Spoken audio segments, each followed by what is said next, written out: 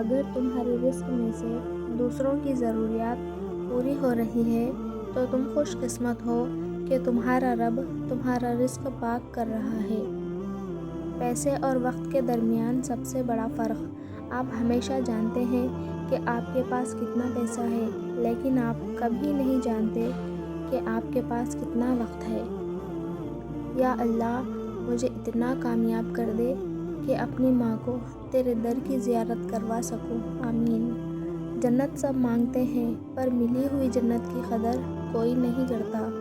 کسی سے اتنی نفرت نہ کرو کہ کبھی ملنا پڑے تو مل نہ سکو، اور کسی سے اتنی محبت نہ کرو کہ کبھی تنہا جینا پڑے تو جی نہ سکو۔ حضرت علی رضی اللہ تعالیٰ عنہ نے فرمایا، قرآن پڑھا کرو، بے شک رب نے اس میں ہر مسئلے کا حل رکھا ہے۔ لوگوں کے محل دیکھ کر اپنے آپ کو کبھی غریب مت سمجھو، کیونکہ امیر اور غریب کی خبر ایک جیسی ہوتی ہے۔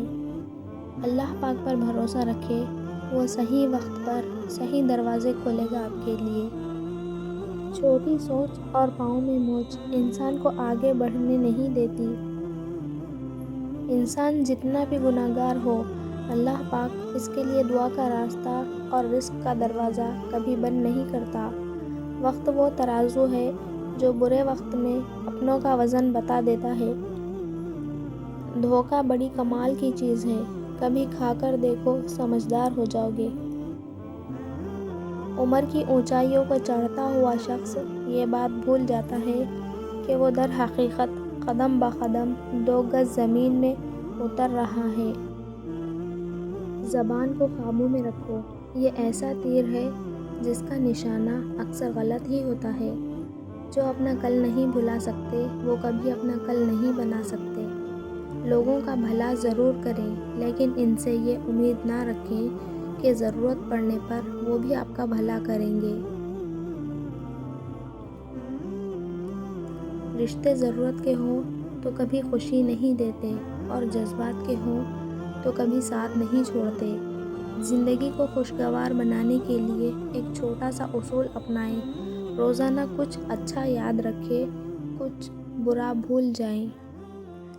ملتا تو بہت کچھ ہے اس زندگی میں، بس ہم گنتی اسی کی کرتے ہیں جو حاصل نہ ہو سکا۔ اچھے لوگوں کی قدر برے لوگوں سے ملنے کے بعد ہوتی ہے۔ سکون انسان کا کمال نہیں بلکہ رب کی عطا ہے۔ دعاؤں کے روپ میں ملنے والی محبتیں بہت قیمتی اثاثہ ہوتی ہیں۔ درود شریف وہ واحد عبادت ہے جسے قبول ہونا ہی ہوتا ہے۔ یا اللہ، ہماری مشکلات و پریشانیاں دور فرما، رزق کشادہ فرما، اور کبھی کسی کا محتاج نہ کرنا۔